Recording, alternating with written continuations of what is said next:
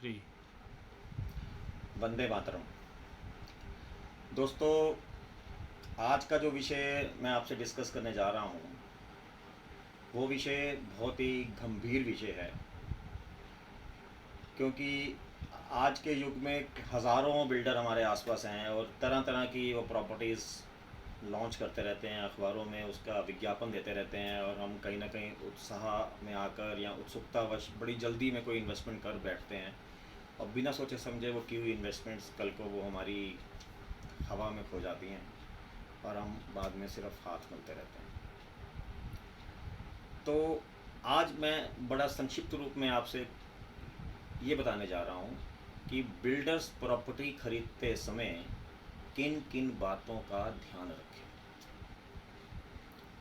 Builders property खरीदते समय हमें क्या क्या चीज़ों का ध्यान रखना चाहिए। देखिए, सबसे पहले तो मुख्य बात आप ये जानकारी कर लीजिए कि बिल्डर्स प्रॉपर्टी आप जब भी खरीदते हैं तो आप वहाँ पर अंडर कंस्ट्रक्शन प्रोजेक्ट्स में जाते हैं और अपने पैसे बुकिंग में फिर किश्तों में धीरे धीरे जैसे जैसे कंस्ट्रक्शन चलती है आप धीरे धीरे देते रहते हैं। तो हमारे यहाँ पर हमारे भारत में या भारत सरकार द्वारा ऐसा कोई नियम या कायदा या कानून नहीं है कि यदि किसी बिल्डर के यहाँ पर आपकी इन्वेस्टमेंट में कोई डिफ़ॉल्ट आता है तो वो कानून या वो ऐसा नियम आपको कोई ऐसी सहायता प्रदान कर सके कि आपके द्वारा दिए गए पैसे आपको इमीडिएटली वापस मिल जाएं। तो आप ये समझ लीजिए कि आप किसी भी बिल्डर में यदि स्टक हो जाते हैं तो आपको अपनी पैसे की वापसी के लिए या अपनी सहायता के लिए या बिल्डर के खिलाफ शिकायत करने के लिए आपको सिर्फ और सिर्फ कानून का ही सहारा लेना पड़ेगा। पर हम ऐसी स्थितियों में ना पड़ें, ऐसी स्थितियों से हमें गुजरना ना पड़े, तो हमें क्या क्या बातों का ध्यान रखना है बड़ा संक्षिप्त में मैं कोशिश करता हूँ आपको बताने की। मुख्य बात तो आप यह ध्यान रखें कि बिल्डर से कोई भी कम्युनिकेशन, किसी भी तरह की कोई भी कम्युनिकेशन आप वर्बली मत करें। जो भी कम्युनिकेशन करें वो सब राइटिंग में हो। बिल्डर आपको कुछ भी, कोई भी लेआउट दे, कोई अपने प्राइस लिस्ट दे, बिल्डर अपने बारे में कोई भी आपको एम्यूनिटीज़ बताए, तो वो सब आपकी मेल पे होनी चाहिए या हार्ड कॉपी में आपको अपने लेटर पैड के ऊपर स्टैम्प साइन करके दे। इवन दैट यदि बिल्डर आपको अपना कैटलॉग भी दे रहा है, ब्रोचर भी दे रहा है, तो वो ब्रोचर यदि वो विदाउट स्टैम्प्ड और विदाउट साइंड है तो कोर्ट में उसकी कोई वैल्यू नहीं है। यदि आप उससे ब्रोचर भी ले रहे हैं या उससे कोई कैटलॉग भी ले रहे हैं तो वो उसके ऊपर सर्टिफाइड ट्रू कॉपी की स्टैंप लगवा के, बिल्डर की स्टैंप लगवा के उस पर उसके साइन और डेट जरूर लिखवाएं। ये तो बताया मैंने कि आपने बिल्डर के साथ में स्टार्ट कैसे करना है।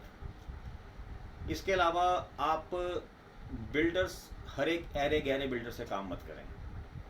थोड़ा ब्रांड देखें कि यहाँ पे मार्केट में इसका ब्रांड कैसा है, इसकी मार्केट में रेपुटेशन कैसी है, ऑलरेडी वो कितने प्रोजेक्ट्स कंप्लीट कर चुका है यानी कि डिलीवर कर चुका है।